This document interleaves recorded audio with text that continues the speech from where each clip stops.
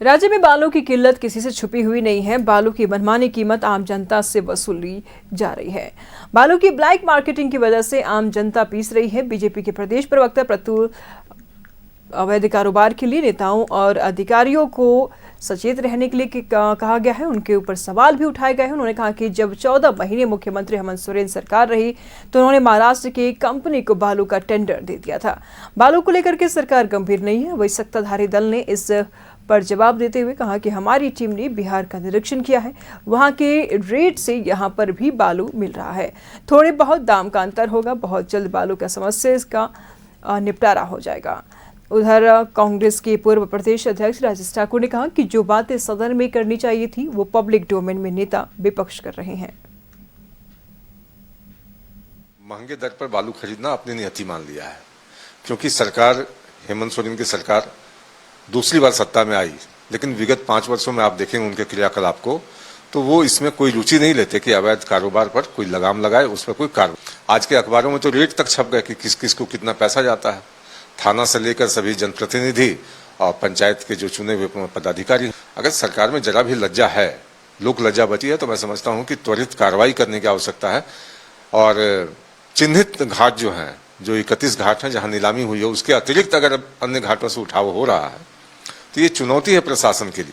लेकिन अगर प्रशासन ही हाथ मिला ले तो मैं समझता हूं कि राज्य का भला नहीं होने वाला।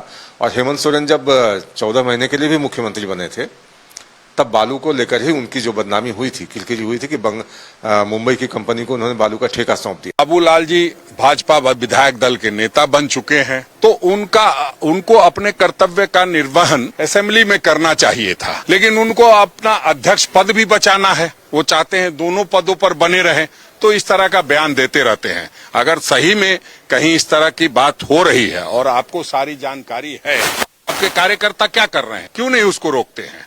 फिर आप सिर्फ आरोप लगाने के लिए नहीं, आप सहयोग करने लग रहा है, तो माननीय मुख्यमंत्री जी से समय लेकर के मिल करके अपनी बात को रखना चाहिए। अगर बालू घाट का हम एनओसी लेने जाते हैं, एनजीटी से परमिशन कराने जाते हैं, जंगली क्षेत्र है, वन आच्छादित क्षेत्र है, तो यहाँ जो मापदंड है उस मापदंड पर बहुत सारे बालू घाट खरे नहीं उतरते और विलंब होता है। राज्य सरकार ने एक टीम गठित करके पड़ोसी राज्यों का दौरा करने भेजा था कि आप आकलन करें छत्तीसगढ़ में क्या सिस्टम है, बिहार में क्या सिस्टम है, उत्तर प्रदेश में क्या सिस्टम है और कौन सी नीति हम अंगीकार करें जिससे बालू सुलभ हो सके। कमेटी दौरा कर चुकी है, उसकी रिपोर्ट आएगी, सरकार उस पर निर्णय लेगी और मैं समझता हूं अगले मानसून आने से पहले सरकार एक नतीजे पर पहुंचेगी और बालू और सर्वसुलभ हो जाएगा। राज्य की जनता ने